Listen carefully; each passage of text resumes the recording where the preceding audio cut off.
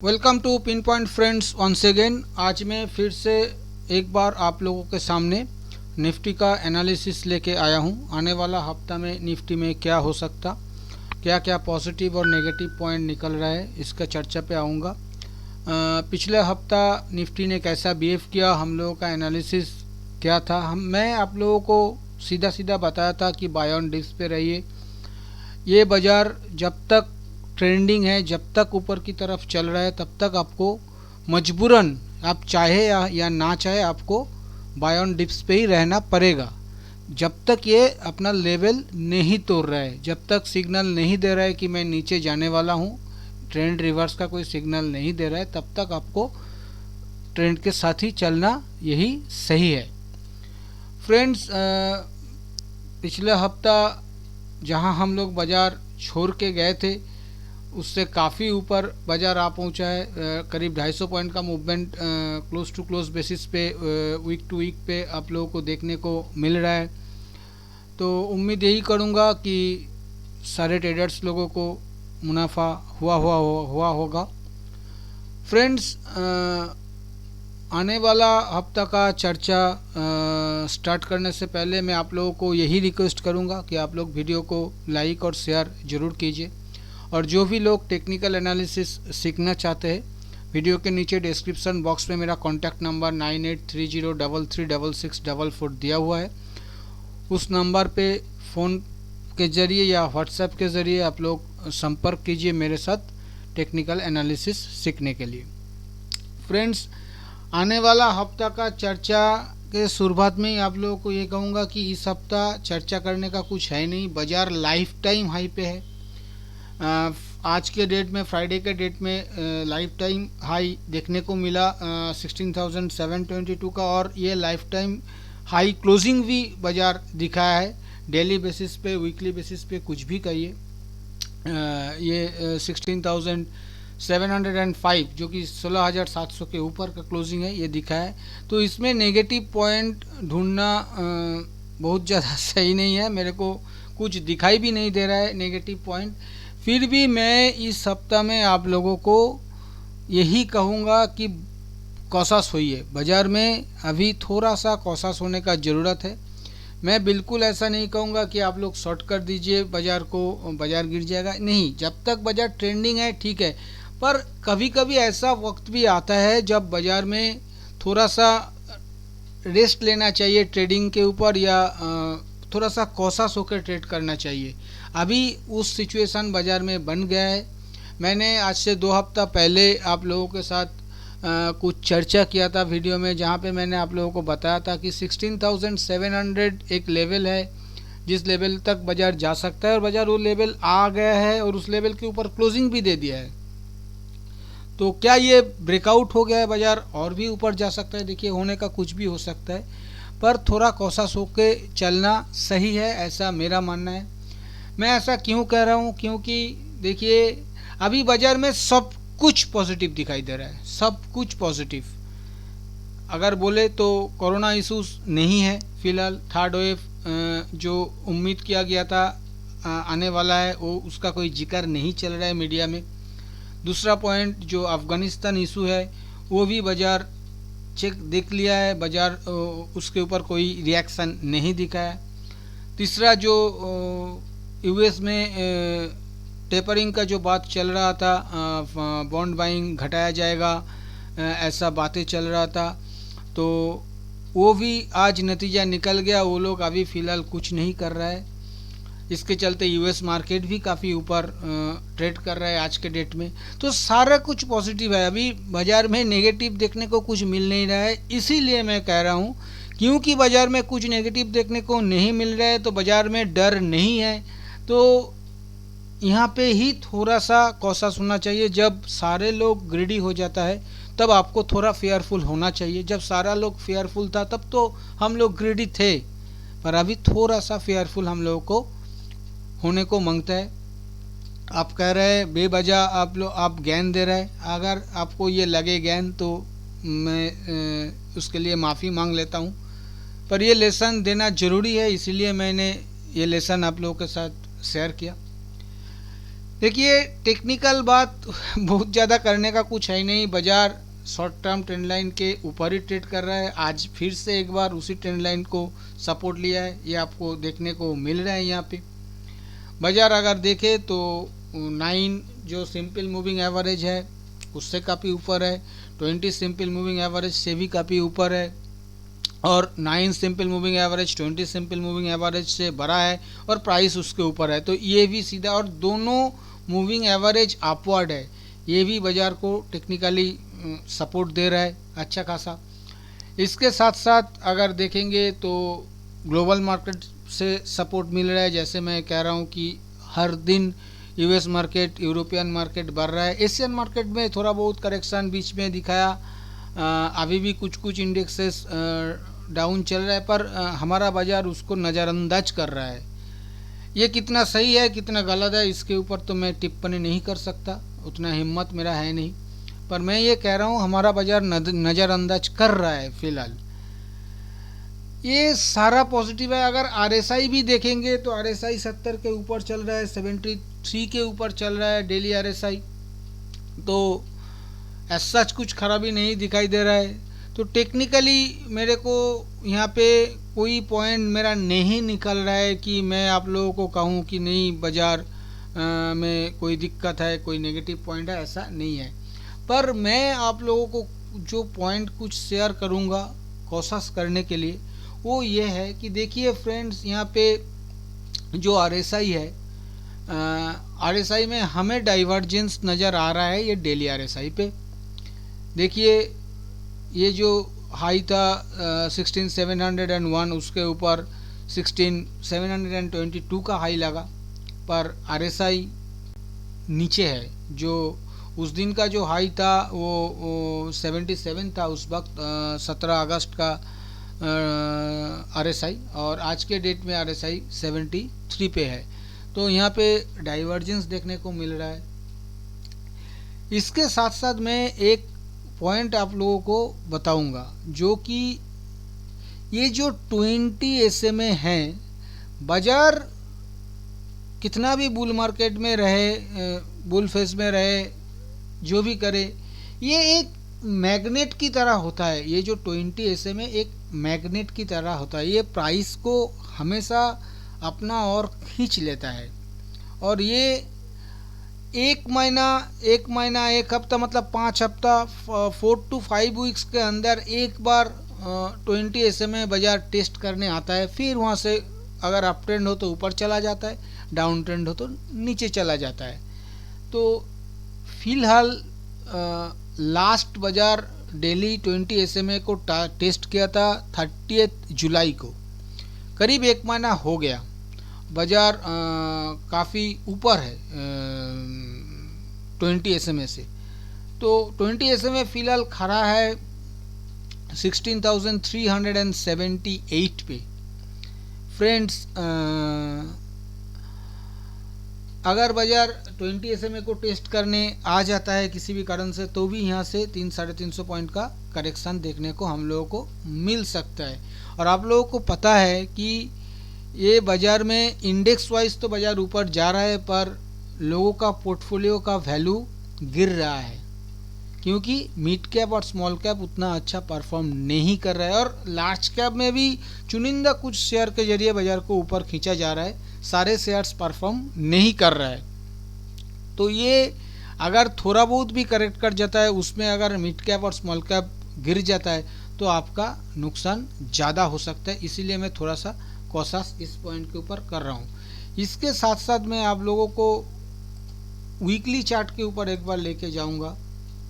Weekly chart पे आप लोग देख सकते हैं कि वीकली चार्ट में भी ये 20 एसएमए से अच्छा खासा ऊपर है, पर वीकली चार्ट में जिस टाइम फ्रेम के अंदर जिस फेज के अंदर ये टेस्ट करने आता है वो टाइम अभी आया नहीं।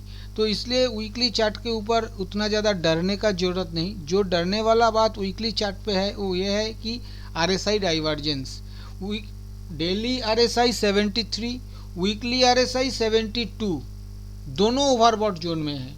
डेली का भी ओवरबॉट जोन में और वीकली का भी ओवरबॉट जोन में, और वीकली का डेली का भी डाइवर्जेंस लेके खड़ा है और वीकली का भी ये डाइवर्जेंस लेके खड़ा है। यहाँ से देखिए प्राइस ऊपर गया है और RSI नीचे आया है, तो ये भी थोड़ा सा कोशिश कर रहा है और ये मतलब काफ़ी दिनों से ये चल रहा है, प्राइस ऊपर जा रहा है पर RSI पहुंच नहीं पा रहा है।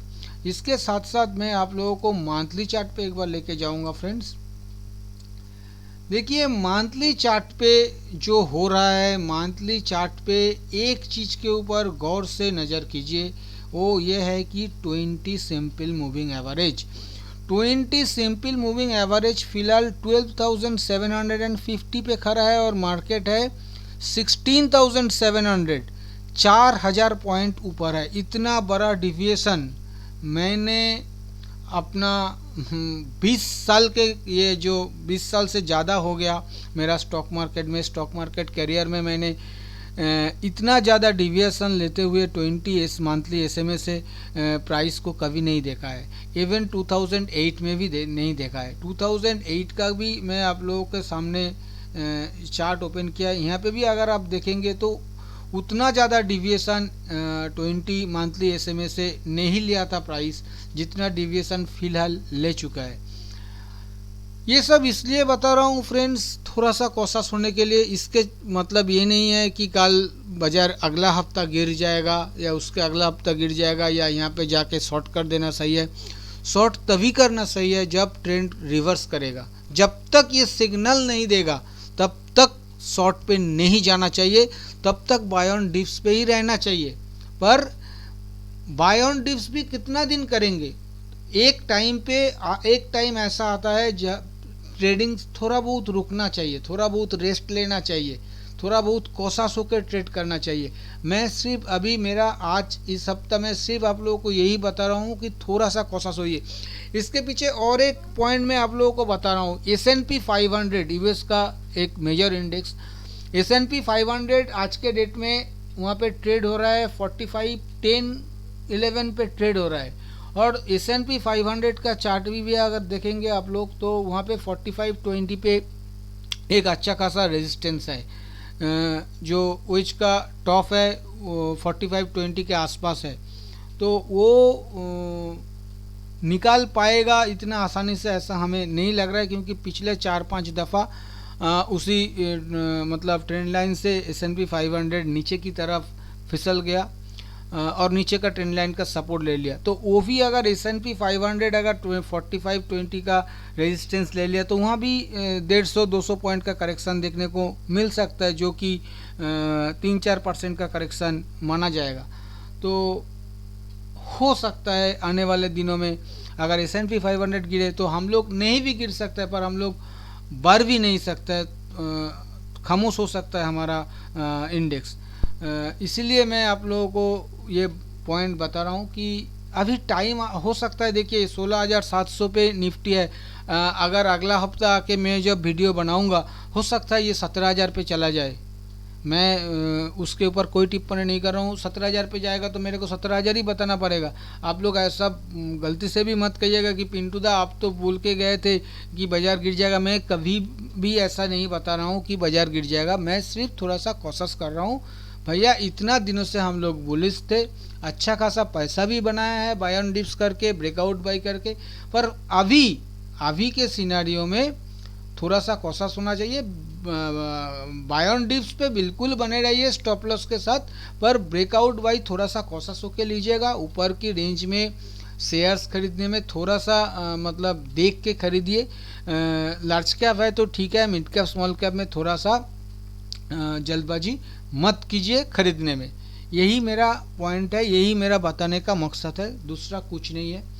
प्राइस एक्शन एनालिसिस ज़्यादा कुछ है नहीं, सारा कुछ पॉजिटिव है। मैं दोबारा कह रहा हूँ, हो भी सकता है प्राइस ऊपर जा भी सकता है और प्राइस घूम भी सकता है, क्योंकि सब कुछ पॉजिटिव है बाज़ार में। इसलिए मैं थोड़ा सा कोशिश हो गया, जो आप लोगों के सामने मैं अपना पॉइंट रखा है। अगर कुछ गलती हुआ होगा तो माफ़ कर दीजिएगा। चलिए फ्रेंड्स, चलते हैं ऑप्शन चेन के ऊपर। आने वाला हफ्ता 2 सितंबर का जो ऑप्शन चेन है क्या बता रहा है। निफ्टी 16,705 पे क्लोजिंग हुआ है, तो 16,700 एट द मनी हो गया। 16,700 के अगर कॉल साइड देखेंगे हम लोग तो करीब 54,000 कॉन्ट्रैक्ट्स का ओपन इंटरेस्ट एडिशन देखने को मिल रहा है 16,700 पे, और कुल ओपन इंटरेस्ट 70,000 के आसपास खड़ा है। अगर 16,800 का कॉल के ऊपर हम लोग देखेंगे तो वहाँ पे भी 45,000 का ओपन इंटरेस्ट एडिशन देखने को मिल रहा है, और कुल ओपन इंटरेस्ट 60,000 के आसपास खड़ा है। उधर पे अगर हम लोग 16,700 के पुट साइड में देखेंगे तो यहाँ पे 56,000 कॉन्ट्रैक्ट्स का एडिशन देखने को मिल रहा है, और 62,000 कुल ओपन इंटरेस्ट खड़ा है, जो कि बिल्कुल कॉल साइड पे 16,700 पे जैसा है ऐसा ही पुट साइड पे भी बिल्कुल सेम है। पर 16,600 के पुट अगर हम लोग देखेंगे, यहाँ 76,000 कॉन्ट्रैक्ट्स का ओपन इंटरेस्ट एडिशन देखने को मिल रहा है, और 87,000 का कुल ओपन इंटरेस्ट खड़ा है। ये थोड़ा ज़्यादा है, तो मेरे को ऐसा लग रहा है 16,600 के पुट में अच्छा खासा राइटिंग हुआ है, क्योंकि 16,600 फिलहाल बाज़ार का बेस बन गया है। लगातार 3 दिन इसके ऊपर क्लोजिंग आया है, 2 दिन 16,600 के ऊपर, 1 दिन 16,700 के ऊपर, इसीलिए 16,600 के स्ट्राइक प्राइस के ऊपर इतना ज़्यादा भारी भरकम राइटिंग देखने को मिल रहा है। पर 16,700 का जो एट द मनी कॉल और पुट है, हमें लग रहा है यहाँ पे स्ट्रैडल बेचा जा रहा है। तो दोनों तरफ का अगर आप ऑप्शन प्रीमियम कैलकुलेट कीजिएगा तो ये 190 रुपया के आसपास आ रहा है। तो इसका मतलब है 16,700 पे अगर 190 मतलब मोटा मोटा 200 रुपया मान लीजिए, 200 रुपया अगर मिल रहा है तो ऊपर में 16,900 रेजिस्टेंस बन रहा है, और नीचे 16,500 सपोर्ट बन रहा है, और 16,600 पे तो साथ साथ अच्छा खासा राइटिंग भी है। तो माइंडली ऑप्शन चेन बुलिश है, ये मैं कह सकता हूँ। बहुत ज़्यादा बुलिश नहीं है, कोई कुछ भी कहे, पर मेरे हिसाब से माइंडली ऑप्शन चेन बुलिश है। ये मोटा मोटा प्राइस एक्शन और ऑप्शन चेन एनालिसिस मैंने आप लोगों के सामने रखा। फिर एक बार कह रहा हूँ कि मेरे बहुत ज़्यादा कुछ एनालिसिस करने का है नहीं, मैं पहले ही बताया, तो इतना सा एनालिसिस आप लोगों के सामने रखा। और अभी मैं आऊँगा कंक्लूजन के ऊपर। फ्रेंड्स, अगर आप फ्री ऑफ कॉस्ट निफ्टी के ऊपर हर दिन सुबह टेक्निकल व्यू लेना चाहते हैं और बीच बीच में मिड कैप और स्मॉल कैप के ऊपर कुछ आइडिया लेना चाहते हैं, तो आप लोग वीडियो के नीचे डिस्क्रिप्शन बॉक्स में एंजल ब्रोकिंग लिमिटेड का लिंक दिया हुआ है। उस लिंक के जरिए एंजल ब्रोकिंग में अकाउंट ओपन कीजिए, और वहां अपना पहला ट्रेड करने के बाद ट्रेड का स्क्रीनशॉट उसी लिंक के नीचे व्हाट्सएप नंबर दिया हुआ है, उस व्हाट्सएप नंबर में सेंड कर दीजिए। आप लोगों के पास भी हर दिन सुबह निफ्टी का टेक्निकल व्यू और बीच बीच में मिड कैप और स्मॉल कैप के ऊपर कुछ स्टॉक आइडिया भी पहुंच जाएगा। फ्रेंड्स, कंक्लूजन पे आने से पहले मैं आप लोगों को एक बार सपोर्ट रेजिस्टेंस का जिक्र कर दूं। आने वाला हफ्ता में ऊपर में जो रेजिस्टेंस बनेगा, वो रेजिस्टेंस पहला रेजिस्टेंस ऊपर में बनेगा 16,850 के ऊपर, 16,850। उसके ऊपर दूसरा रेजिस्टेंस बनेगा 16,980, 16,980, और उसके ऊपर तीसरा रेजिस्टेंस बनेगा 17,100, 17,100। और नीचे जो सपोर्ट बनेगा फ्रेंड्स, वो पहला सपोर्ट मेरे हिसाब से 16,560 का बनेगा, 16,560। उसके नीचे दूसरा सपोर्ट जो बनेगा वो बनेगा 16,380, 16,380। और उसके नीचे लास्ट जो सपोर्ट बनेगा, तीसरा सपोर्ट, वो बनेगा 16,200, 16,200 के ऊपर। फ्रेंड्स, स्ट्रैटेजी क्या लेना चाहिए? देखिए, मैं सेल ऑन राइस का सलाह तो आप लोगों को, मतलब सेल ऑन राइस का बातें मैं नहीं करूंगा, क्योंकि बाज़ार में किसी भी तरह का कोई रिवर्सल का इंडिकेशन नहीं है, इसलिए सेल ऑन राइस करना बिल्कुल सही नहीं होगा। ऐसा हो सकता है ऊपर से बाज़ार गिर सकता है, मैं फिर भी कह रहा हूँ किसी भी पॉइंट से बाज़ार गिर सकता है। अगर आप करना चाहे तो आप रिस्क लेके 40-50 पॉइंट के स्टॉप लॉस के साथ ये कर सकते हैं, पर मैं ऐसा कोई भी पॉइंट्स आप लोगों के सामने नहीं रख रहा हूँ। मैं इतना कह सकता हूँ कि जब तक बाज़ार में 16,380 ये लेवल गौर से वॉच कीजिएगा। 16,380 जब तक बाज़ार में क्लोजिंग बेसिस पे इंटैक्ट है, हार्ड सपोर्ट लेवल के नज़दीक आप लोग 50-60 पॉइंट के स्टॉप लॉस के साथ 100-120 पॉइंट के टारगेट के लिए बाय ऑन डिप्स कर सकते हैं। मान लीजिए 16,610-20 के अंदर बाज़ार मिल रहा है तो एक बार कोशिश करना चाहिए 30-40 पॉइंट के स्टॉप लॉस के साथ, या 16,570-80 पे भी मिल रहा है। 16,560 मैंने सपोर्ट बताया, तो 16,570-80 के आसपास मिल रहा है, तो वहाँ पे आप लोग 16,560 से 20 पॉइंट नीचे स्टॉप लॉस लगा के एक बार कोशिश कर सकते हैं लॉन्ग करने के लिए। अगर ये स्टॉप लॉस ट्रिगर हो जाता है किसी भी कारण से तो 16,380 जो दूसरा सपोर्ट है उसके नज़दीक 16,400-410 के आसपास आप लोग फिर से एक बार लॉन्ग पोजीशंस बनाने का कोशिश कर सकते हैं। 16,380 के 20 पॉइंट नीचे स्टॉप लॉस लगा के, मतलब 16,360 का स्टॉप लॉस के साथ 100-120 पॉइंट के टारगेट के लिए ये अटेम्प्ट ले सकते हैं। पर अगर 16,380 क्लोजिंग बेसिस पे टूट जाता है उसके बाद कोई भी लॉन्ग पोजीशंस पे मत बने रहिएगा। सिर्फ लॉन्ग पोजीशन नहीं, वहाँ पे ब्रेकडाउन सेल भी लीजिएगा। 16,380 के नीचे ब्रेकडाउन सेल लीजिएगा, 40-50 पॉइंट का स्टॉप लॉस डाल दीजिएगा और 100-120 पॉइंट के टारगेट के लिए ब्रेकडाउन सेल का कोशिश ज़रूर कीजिएगा। फ्रेंड्स, मैंने मोटा मोटा अपना एनालिसिस और अपना जो कंक्लूजन स्ट्रैटेजी सब कुछ आप लोगों के सामने रखा है, पर आप लोगों को एक ही रिक्वेस्ट है, आप लोग किसी भी रियल ट्रेड लेने से पहले एक बार अपना फिनेंशियल एडवाइज़र का सलाह लेके ही रियल ट्रेड लीजिएगा। और अगर वीडियो आप लोगों को पसंद आया तो वीडियो को लाइक और शेयर करना मत भूलिए। थैंक यू दोस्तों, हैप्पी ट्रेडिंग।